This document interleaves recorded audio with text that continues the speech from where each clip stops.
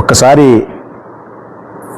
మన నాయకులు, మన భాష, వీటి మీద గమనించమని నేను అభ్యర్థిస్తా ఉన్నా.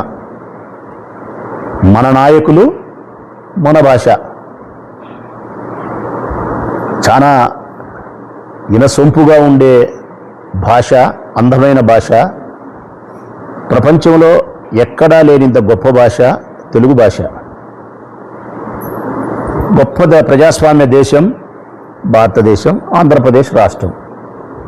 మరి ఒక్కసారి తెలుగుదేశం పార్టీకి సంబంధించినటువంటి నాయకులు, జనసేనకు సంబంధించిన పార్టీకి సంబంధించిన నాయకులు, అందుకే మన నాయకులు, మన భాష ఎట్లుంటుందో ఒకసారి గమనిస్తాం.